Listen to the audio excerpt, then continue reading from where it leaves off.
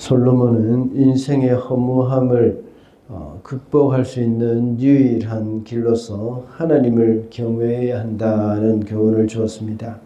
하나님을 경외하는 자는 하나님의 말씀을 경청한다고 했고 또 말을 조심한다고 했습니다. 그리고 하나님을 경외하는 사람은 공의를 행한다고 했습니다.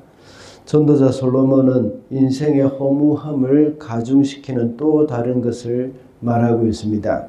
그것은 재물을 추구하는 것입니다. 재물에 대한 욕심은 끝이 없다고 했습니다.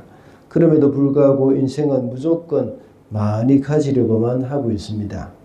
또한 재물은 영원한 것도 아니고 또 안전하게 해주는 것도 아닙니다. 그러나 인생은 그것을 자신에게 해가 되도록 지키려고 하는 경향이 있습니다. 그러므로 이런 것은 모두가 다 허무함만 가져다 주고 있다고 말을 합니다. 사람들은 재물을 많이 가질 경우에는 허무함을 극복할 수 있는 줄 생각합니다. 그러나 오늘 본문에서는 결코 그렇지 않다는 것을 말하면서 재물의 한계에 대해서 교훈을 해주고 있습니다. 먼저 재물은 결코 우리에게 만족을 주지 못합니다. 10절 말씀입니다. 돈 좋아하는 사람은 돈이 아무리 많아도 만족하지 못하고 부를 좋아하는 사람은 아무리 많이 벌어도 만족하지 못하니 돈을 많이 버는 것도 헛되다. 방금 읽은 10절부터 12절까지의 말씀에서는 재물에 대한 인간의 욕망이 끝이 없다는 것을 말하고 있습니다. 그렇게 만족을 주지 못함에도 불구하고 사람들은 무조건 재물을 많이 가지려고 합니다. 그러나 결코 그 욕심을 채우지 못한다는 것을 보여주고 있습니다. 아무리 많이 벌고 모은다고 하더라도 만족이 없기 때문에 이것도 역시 헛되다고 말을 하고 있습니다. 사실 돈을 모으는 사람들은 아무리 그 돈을 많이 모아도 그것이 만족되지 못하고 더 모으고 싶어 하는 것이 이 사람의 마음입니다. 우리가 많이 들어본 말이 있을 것입니다. 어떤 아주 가장 부유했던 20세기 초에 가장 부유했던 어떤 사람에게 어느 기자가 묻습니다. 얼마나 더 많은 돈이 있어야 만족하겠습니까? 라고 물었을 때에 그러자 그 부자는 조금만 더 라고 대답을 했다고 합니다. 이 말은 대자본가의 그 탐욕스러운 그 마음들이 그대로 풍자되어서 이야기되어진 것이죠. 아마 우리도 마찬가지일 것입니다. 만약 여러분에게 9만 불이 있다면 조금만 더 모아서 10만 불을 만들어야 되겠다 하는 생각을 할 것입니다. 그리고 10만 불이 모아지면 조금 더 모아서 11만 불을 만들려고 할 겁니다. 그러다가 20만 불, 30만 불 자꾸만 더 모으려는 생각을 하게 됩니다. 그러다가 100만 불, 1000만 불을 모은다고 해서 이제 그만 모아야겠다고 생각하는 사람은 아무도 없을 것입니다. 이것이 바로 재물에 대한 만족할 줄 모르는 그런 사람들의 욕심입니다.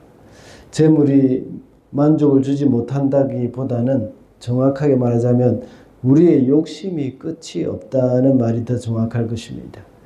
우리 인간에게는 탐욕이 있는데 이것이 끝이 없습니다. 잠언 30장 15절에 보면 거머리에게는 두 딸이 있다고 했죠. 달라 하는 보채는 딸이 둘이 있다.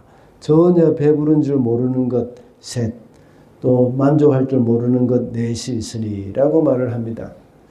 저도 농촌에서 자라다 보니까 논에서 일을 할 때가 많았습니다. 그때에 이 거머리들이 많이 달라듭니다. 그래서 물리기도 하는데 거머리는 다리에 거머리가 붙어서 피를 빨아먹는데 정말 배부른 줄 모르고 빨아먹습니다.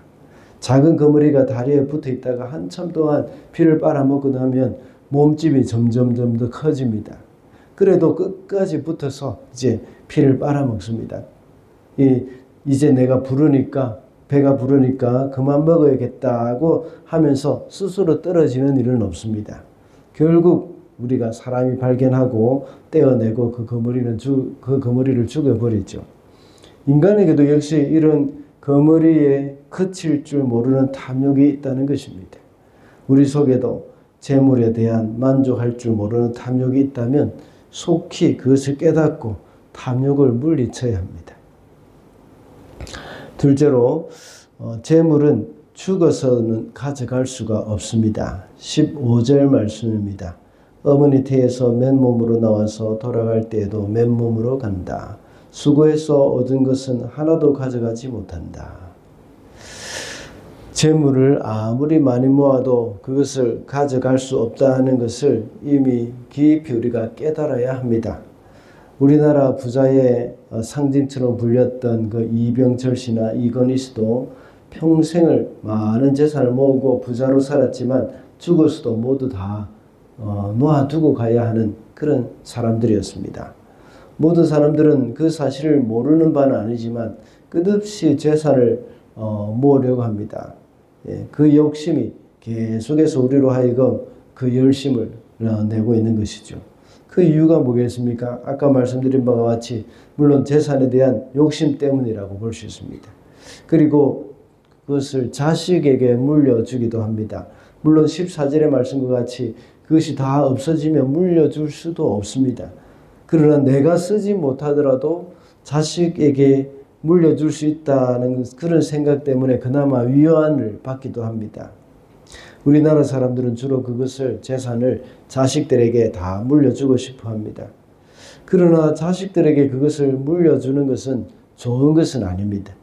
자식들이 그것을 받고 어느 정도 편리한 삶을 살 수도 있겠지만 그렇지 못한 경우가 더 많습니다. 그것은 오히려 허무한 것을 물려주는 것이라는 사실을 우리는 명심해야 합니다. 전도서에서는 재물을 모으는 것은 허무한 것이라고 했습니다. 여러분의 자식이 귀하면 귀할수록 허무한 그 재산을 물려주는 것이 좋은 것은 아니라는 것이죠. 그것은 허무한 일이라는 것을 우리는 기억을 해야 합니다. 자식을 진정으로 사랑한다면 이 자식에게 재산과는 비교도 할 수 없는 중요한 그 믿음을 물려주어야 합니다. 믿음을 물려준다는 것은 당장 눈에 보이지 않는 비물질적인 것이기 때문에 실감이 나지 않을 수도 있습니다. 그래서 쉽다고 생각되는 것이 재산입니다. 그러나 계속해서 우리는 자식들에게 믿음의 도전을 주고 또 부모의 올바른 신앙생활을 자녀들에게 보여줄 필요가 있습니다. 그렇게 할 때에 자녀들은 믿음으로 사는 것이 무엇인지 부모로부터 배울 수가 있는 것입니다. 마지막으로 하나님이 허락하신 것에 만족하며 살면 됩니다. 18절 말씀입니다. 그렇다 우리의 한평생이 짧고 덧없는 것이지만 하나님이 우리에게 허락하신 것이니 세상에서 애쓰고 수고하여 얻은 것으로 먹고 마시고 즐거워하는 것이 마땅한 일이요 좋은 일임을 내가 깨달았다. 이것은 곧 사람이 받은 몫이다. 전도자 솔로몬은 지금까지 허망한 재물에 대한 욕심을 이야기했습니다. 그래서 인생은 허무할 수밖에 없다고 했습니다. 이제 방금 읽은 18절부터 20절까지의 말씀에서는 그 해결책을 제시해 주고 있습니다. 그것은 바로 하나님의 은혜로 인해서 행복한 삶과 믿음으로 인생의 허무함을 극복할 수 있다는 것이죠. 그러므로 우리가 지금 누리고 있는 것들은 모두가 하나님이 우리에게 허락하신 것임을 알아야 합니다.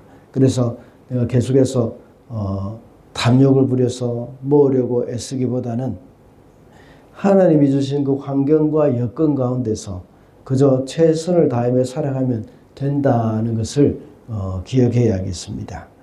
시편 131편 1절에 보면 이런 고백이 있습니다. 여호와여 내 마음이 교만치 아니하고 내 눈이 높지 아니하오며 내가 큰 일과 미치지 못할 기이한 일을 힘쓰지 아니하나이다. 이 시는 다윗이 겸손과 내면의 그런 평안 그것을 노래하는 시입니다. 하나님 앞에서 자신을 낮추는 자세를 강조하고 있는 것이죠. 자칫 잘못하면 인간의 도전 정신을 비하하는 말로 생각이 들 수도 있습니다. 그러나 하나님은 우리 스스로가 힘을 힘을 써서 일을 하면서 가나안 땅을 개척하기를 원하십니다. 그리고 하나님이 아담에게 말씀하실 때에 땅을 정복하고 다스리라고 말씀을 하셨습니다. 그렇다면 여기서 다윗이 말하는 그 미치지 못할 기이한 일에 힘쓰지 않는다 하는 이 말의 의미가 무엇이겠습니까? 그것은 어떤 일을 이루어냄에 있어서 사명보다는 자신의 욕심으로 하지 않겠다 하는 그런 말입니다. 특히 오늘 본문과 관련해서 볼 때에 재물에 대한 욕심으로 인해서 무리하게 어떤 일에 투자하거나 그것에 무리하게 이렇게 일을 하게 하는 그러한 부분들, 이런 것들을 말하는 것이죠. 우리는 하나님이 우리에게 주신 사명에 대해서 최선을 다해서 이루어 가야 합니다. 열심을 내서 하나님이 명하신 일에 최선을 다해야 합니다. 그러나 우리의 필요나 우리가 살아가는 것에 대해서 하나님이 우리에게 허락하신 것을 감사하면서 살아야 하는 것이죠. 그것에 만족하며 사는 것이 바로 우리가 재물에 대한 욕심이나 그것을 의지하지 않게 하는 그런 방법이라고 할 수 있습니다. 다른 말로 하자면 허무한 인생을 살지 않게 되는 방법이라고 할 수 있겠습니다. 오늘은 재물의 한계에 대해서 살펴봤습니다. 재물은 결코 우리에게 만족을 주지 못하고 또 죽어서도 가져갈 수 없다고 했습니다. 그렇다면 우리가 어떻게 해야 할까요? 바로 사명에 대해서는 최선을 다해야 하지만 또 하나님이 우리에게 허락하신 것에서는 만족을 하면서 살면 된다고 했습니다. 우리가 살아가면서 허무한 삶이 아닌 의미 있는 삶을 살아가는 저와 여러분이 되시기를 바랍니다.